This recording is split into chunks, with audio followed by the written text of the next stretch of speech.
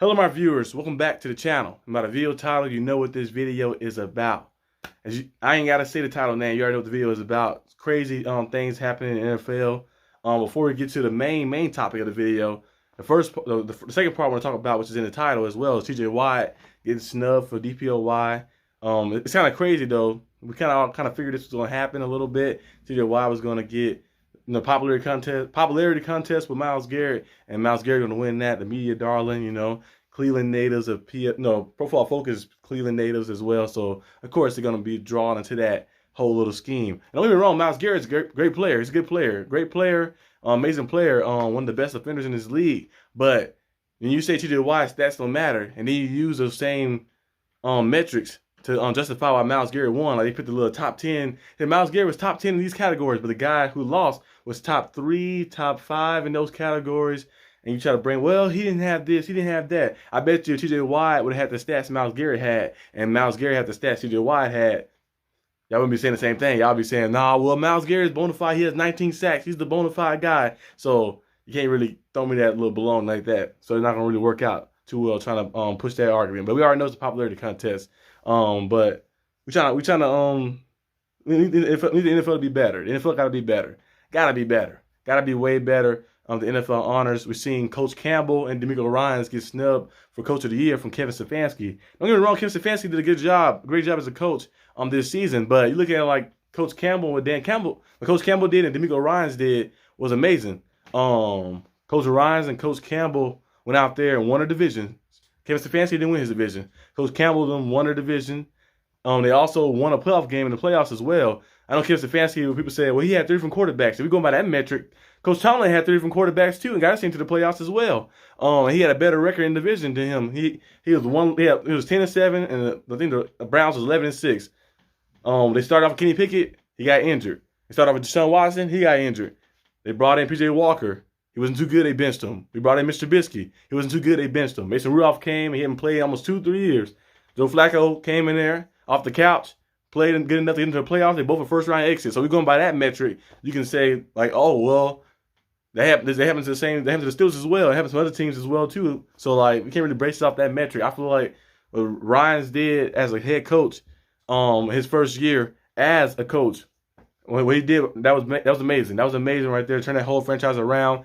And they only won 3 games the previous year, and all the controversy that was surrounding the Texans, that right there brought them up to a different standard. And then you look at the Lions as well. Come on, the Lions story was crazy. Like Coach Campbell going out there and winning the division, had won the division in so long, and going out there and leading to the NFC Championship game as well. So I feel like one of those coaches should have won Coach of the Year, but I guess it is what it is. Kobe Turner should have probably won Defensive Rookie of the Year as well. I know people say, well, he's playing next to Aaron Donald, but you look at, like, he wasn't expected to do this. I know he's a 5th round pick. I think he's 4th round pick, 5th round pick, later round pick. And he went out there and put up 9.5 sacks from the interior D-line position. You know how tough it is to get sacks from the interior D-line position? So I feel like he he had a popularity or the household name like a Will Anderson Jr. People didn't probably really think of it too much, but I feel like Kobe Turner got snubbed a little bit too. But that's kind of more in the realm you can like argue and debate. Well, Will Anderson did this, Kobe Turner did this, and kind of debate that out. But there's a lot of snubs, a lot of crazy things that happen. tjwatt getting snubbed was probably one of the craziest ones. And Micah Parsons, I think earlier today, saying that, Micah Parsons was saying earlier, I was watching the SteelerNation Australia video, Micah Parsons talking about tjwatt not a top 5 pass rusher. I'm like, come on, man, stop it. tjwatt not a top 5 pass rusher? I'm like, Micah, if he's not a top 5 pass rusher, then you're not top 20 pass rusher. Don't get me wrong, you're a great player and stuff, but you're not in those big time moments. I like to call you Houdini or the magician because you disappear in those big time games versus the 49ers. We had 2 tackles. Dolphins, they didn't see you in that game. Bills, didn't see you in that game. Packers in the playoffs. Did you hear Micah Parsons' name once in that game? You probably heard it in negative light. People saying, "Where's Micah? What's he gonna do?" Didn't see you in that game. They ran the ball all over you too. They ran your way too most of the time. Ran all over you. So you can't really say and try to determine and say tjwatt not top 5 pass rusher because in the big time moments when the Steelers need him, why go out there and perform at the highest levels? It's a reason the Steelers are 1-12 without tjwatt too as well. And you look at the numbers compared side by side. You look at it and say, oh, tjwatt when he's playing with the Steelers, you see how the rushing yards for opposing teams decrease, and the win rate to get the sacks increase and stuff. A lot of different things happen. But when he's out the game, you see kind of a different, like tell of two cities a little bit. You see the negative effect of him being out the game. And he said Alex Highsmith was a better pass rusher than TJY. Alex Highsmith was good, but TJY got Alex Highsmith paid. It's like a lot of times you see some of them coaches that get paid around the league by having a good quarterback and good players on their team and staff. TJY got Alex Highsmith paid. Alex Highsmith played, he had 2 sacks his rookie year, 5 sacks his second year, shot up to 14.5 sacks in that last year, and then got to 7.5 sacks this year, and made some big time plays. But if you look at his impact in those games last year, TJY, I don't think TJY really missed. He really missed any games this year. He got knocked out that last game, but you look at the TJY like the last season when he missed those 8 games. The Steelers was 2-6. It was 2-6 at one point. It was 2-6. Alex Highsmith had some. It wasn't like impactful. It was like late game garbage time sacks. And no offense to Alex Highsmith, he's a good player, but it was not impactful things. And you see the win rates, and the pressure trying to get there. The stats you like to use, the win rates and the percentages and the pressures getting there wasn't the same, and it wasn't as effective of us getting pressure to the quarterback. It was sitting back there and just destroying us. That's why we lost all them games. But then you see TJY come back in when we switched from 2-6, and we finished 9-8. So it's like you see the dynamic and the impact of TJY. So that notion right there, Micah Parsons said, was absolutely foolish.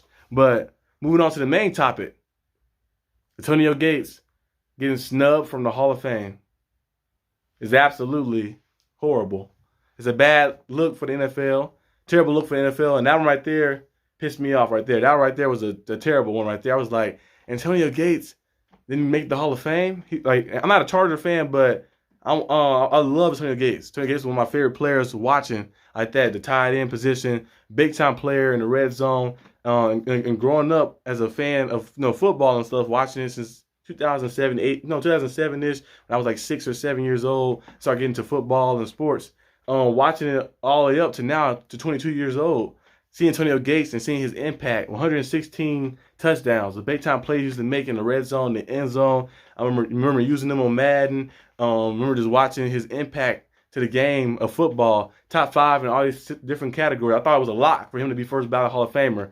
But to see them say that Antonio Gates not a Hall of Famer, and we see, I think Andre Johnson was in one of the Hall of Famers, and then there's some other people too as well that you see, like, if he's not a Hall of Famer, then he's definitely not a Hall of Famer like that, to be honest with you. And some people too that's kind of in the Hall of Fame, you might say, well, if Antonio Gates not a Hall of Famer, they shouldn't even be up there and considered, because this man right here is top 5 in each category, one of the top 5 tight end of all time as well. It might be even higher. You never know. Like, Antonio Gates was an absolute beast on the field. He played power forward, I believe, in college, so he was very good at just going up there and getting the ball, like getting the rebound. And he made a lot of big-time plays for the Chargers and changed the game for the NFL for tight ends and the red zone threat, being a big-time target in the red zone. 116 touchdowns. 116 touchdowns? Come on, man. It's crazy how it kind of become a popularity contest. I seen one person put a comment and said, well, Antonio Gates didn't really get a lot of media attention. He should have been around the media promoting. I'm like, yeah, like this is some like political campaign where you're like, vote for me so I can get into the Hall of Fame. It's not a political campaign. This is the Hall of Fame. The numbers should speak for themselves. I shouldn't have to go around and parade around and march around like I'm trying to run for president or something just to get in the Hall of Fame. Y'all should see my numbers and see like, okay, I impact the game on an all-decades team. When you make an all-decades team, you're the best of the best in your position for that whole entire 10 years. So you're telling me that you have that accolade on your resume and you're not a first ballot Hall of Famer? Like, come on, guys. We're just doing stuff now. It's a popularity contest.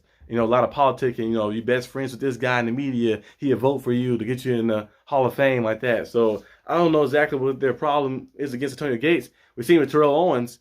They had a problem with him getting in the Hall of Fame. He was the first ballot. He should have been a first ballot Hall of Famer. I think it took like 3 years, 3 terms for him to get in.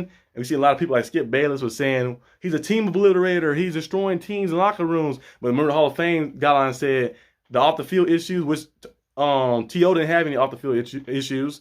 He said the off the field issues didn't matter. So the only thing that happened between the lines mattered. And when he retired, he was second in yards, second in a lot of categories all time, just behind the legendary Jerry Rice, of course. So he should definitely be in the Hall of Fame. No guy in the history has said, oh, he finished second in most points ever, finished second in assists, finished second in this. and missed the Hall of Fame. Like, come on, guys, I got to put him in there. And it took them a while to put him in there. They started bringing out things saying, well, he destroyed the locker room. Well, we're going by the metrics of you guys said y'all wouldn't use incidents that happen in the locker room or outside of the field against him. You use it for other people, but you use it for him. There's some people in the Hall of Fame who are rapists, people who's part of domestic violence issues and domestic violence incidents that happen. Murderers in the Hall of Fame, drug addicts in the Hall of Fame, and all type of crazy people in the Hall of Fame. But now, since a guy who got into it with his coach or the teammates didn't like him or something, Diamond McNabb didn't like him and stuff, you're gonna say, oh, we can't bring him in the Hall of Fame right there. I'm like, come on, guys, you guys change the rules. So people who you like. If you like the person, you say, well, we're not going to look into the off the field issues and stuff. Well, we're not going to do this and stuff. But if you don't like him, you're going to bring all that stuff up just to take him out. And he didn't do anything criminal. He might have been like a person maybe hard to work with a little bit. Maybe him being too outspoken. But that's not nothing like a offense to take away from him, his game and his play and his skill. So Antonio Gates missing the Hall of Fame was crazy. Terrell Owens missing it was crazy as well. So I'm not really surprised by the NFL doing all this craziness of snubbing these legends right there. Because you look at what they did throughout history. Shannon Sharpe had to wait like 3 years, and when he retired, he was probably he was like top 3 and top 5 in a lot of categories when he retired. He did wait 3 years too as well. His brother Sterling Sharpe should be in the Hall of Fame too as well, because they always say it's judged based off your production those period of time. I know his brother's career got shortened due to that neck injury, but you look at his numbers in that span, dominating on par with Jerry Rice in that span, dominating. So I'm looking at it like this: if you played 5 seasons, you made 4 All-Pros, you was a 5-time Pro Bowler, you won a Super Bowl, you led the league in some stats 2 to 3 times, you're in the Hall of Fame. Those 5 years, you was the most dominant player ever. And like 5 years is to be long enough for you to be considered like, okay, he's great like that. He did that for 5 years. His career got cut short, but he's great. He did for 5 years like that, dominating with some crazy stats, crazy numbers. Got to put him in. But the Antonio Gates one is still crazy. The Sterling Sharpe one. Terrell Owens had to wait 3 times. Then Hester got in. I'm surprised by that. I'm actually happy that he got in. But it's still crazy. Like, a lot of people, just like Hines Ward from the Steelers, still not in yet. He had Super Bowl MVP as well as a receiver. You know, you usually don't see too many skill position players getting Super Bowl MVPs. He got one of those. He lead the Steelers. I think he's like second. He had 12,000 receiving yards in his career. Big time touchdown. A lot of touchdowns as well. You know, a lot of catches too. Got some great numbers, but still not in the Hall of Fame. I think Reggie Wayne missed the Hall of Fame too as well. So it's like, man, I don't even know. So we're going to see what happens next year. Hopefully they start fixing the stuff. I hope one day they change the scheme where they actually say, oh, we're going to let the players in the Hall of Fame actually vote for the Hall of Fame. That'd probably be a better scheme to go with. I don't know if they do that now. I think they still go by that media purpose and the different people, like the historians of the game. Like, I've been watching football for 60 years, but let the man who played football for 20 years vote. It's like they trying to, like, of course you can view it and critique the game and have your opinion and stuff, but I feel like legends who was in the game, who played against the guy, like if the guy that played against the guy said, I played against him, he in the Hall of Fame, he said, I played against that guy was unstoppable. I used to struggle against that guy. He should be in the Hall of Fame then. I like the guys in the Hall of Fame saying that towards this guy, he should be in there, but we're going to see what happens, but the NFL stuff is absolutely crazy this week. Seen a lot of snubs, seen a lot of disrespect from different people, from the media, and from everywhere. Absolutely crazy. But that's all I got for the video today, guys. Hope you guys enjoyed this video. If you did, leave a like and subscribe for more content. And I'll see you guys next time on the channel. Peace out.